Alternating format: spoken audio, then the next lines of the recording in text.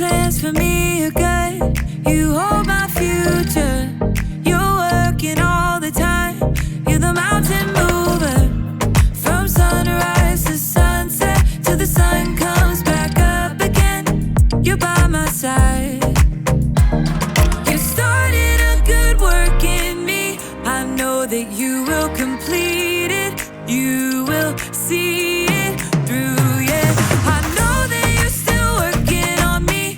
And everything that you say you'll do, 'cause I believe that you are faithful, oh, you are faithful, oh, you are faithful. I'll trust your every word, 'cause I believe that you're working for my good. Yes, you're committed. From sunrise to sunset, till the sun comes back up again. You're by my side. You started a good work in me. I know that you will complete it.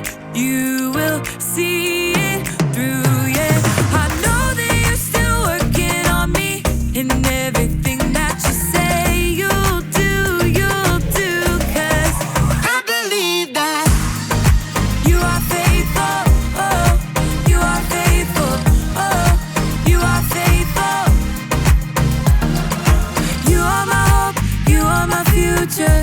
You are the mountain mover. You are faithful. You are my hope, you are my future. You are the mountain mover. You are faithful. You started a good work in me. I know that you will complete it. You will see it through, yeah. I know that you're still working on me. And everything that you say you'll do, 'cause I believe that you are faithful, oh, you are faithful, you are faithful, oh, you are faithful, oh, you are faithful, oh, you are faithful.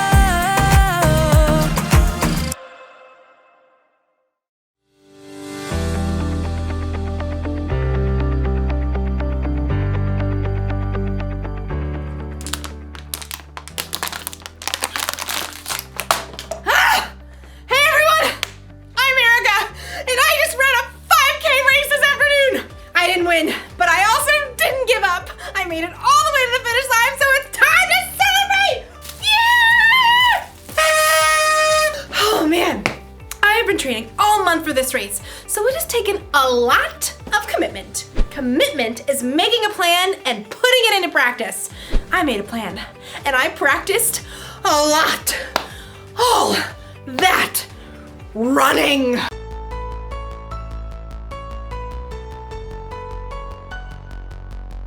And strength training. And even training my brain. For a month, it's like training has been my life. Like, I thought about this race constantly. When I decided what to eat, oh, when I chose how to spend my time,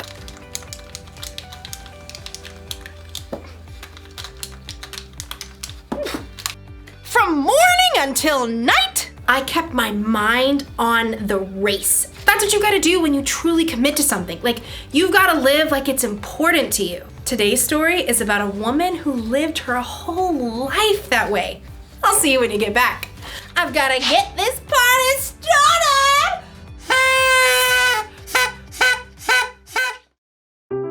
The Bible. It's 66 books of history, stories, letters, and poetry that fit together to form God's one big story. The epic adventure of how He created us and loves us so much that He made a way to rescue us. As we travel through the Bible, from Genesis to Revelation, we discover people who met God and found their lives changed forever. Now, for an amazing story, inspired by the book of Mark, chapter 12, verses 41 through 44. When Jesus rode into Jerusalem on a donkey the week before Passover, the crowds were excited. Hosanna!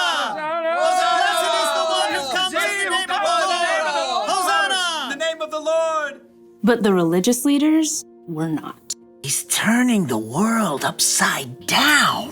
We'll have to fix that, won't we? All week, the religious leaders sent men to try trapping Jesus with trick questions. Teacher, is it right to pay taxes to Caesar? Every time, Jesus gave a wise answer that caught them off guard.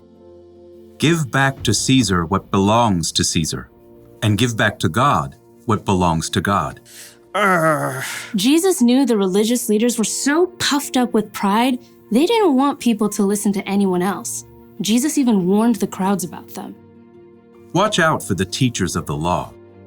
They love to have the most important seats. They take over the houses of widows. They say long prayers to show off. One afternoon, Jesus and his disciples visited the temple. They sat down to rest for a moment across from the box where people came to put money they offered to God. Perhaps the disciples, mostly poor fishermen themselves, were impressed by the rich men giving gifts. Check out his robes. I think they actually might be silk. Jesus watched the rich men dropping handfuls of gold coins into the box. He knew that, like the religious leaders, they were proud to show how important they were. Check this out, world. Money, money, money. Always sunny in a rich man's world. Even though these wealthy men were giving impressive amounts of money, Jesus knew they had so much, this was easy for them. Simply a drop in the bucket. Huh. She looks a little out of place. The next person in line clearly wasn't wealthy. In fact, her patched robe showed she didn't have an extra cent to spare. A widow, probably. At that time, if a woman's husband died, she had no way to earn money and often had to live on next to nothing. 2 pennies? How's that gonna help anyone? Jesus was watching the woman too, but he saw something different, something more. Come over here, all of you. The disciples gathered around Jesus. What I'm about to tell you is true. That poor widow has put more into the offering box than all the others. Jesus' friends tried to sort it out. Excuse me, pennies versus gold? You couldn't buy an order of fish nuggets with that. Jesus knew what his disciples were thinking. The others all gave a lot because they are rich, but she gave even though she is poor. She put in everything she had. That was all she had to live on. Oh. When you put it like that. The rich men, like the religious leaders, were concerned with what things looked like on the outside. They didn't want to give in a big way that might force them to change on the inside. But the poor woman, who had almost nothing, chose to give everything. And Jesus saw her heart and knew that her pennies were worth far more than the rich man's gold.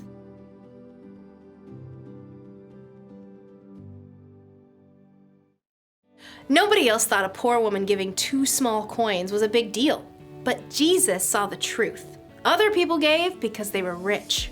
This woman gave everything she had because she was putting her trust in God. She was living for Him. And that's something to celebrate. Woo! Yeah! Living for God is about more than giving money. It's about trying to include God in every part of your day. It's about asking yourself before every choice you make, does this honor God? I could copy my friend's homework or do the work myself, like I'm supposed to. I'm gonna do the work. Or ask yourself, does what I'm about to do show love to others? My friend didn't get me anything for my birthday. Should I get even by giving her nothing? Or should I forgive her? Well, I did already wrap it. She's gonna love it. If you ask yourself those questions, it'll help keep your mind on God. It'll help you think about how Jesus lived and loved others. This probably won't become a habit overnight. That's why the one thing to remember today is this: practice living for God. The more you practice asking yourself, does this honor God? And does this show love to others? The more natural it becomes. It feels good to commit to something and stick to it.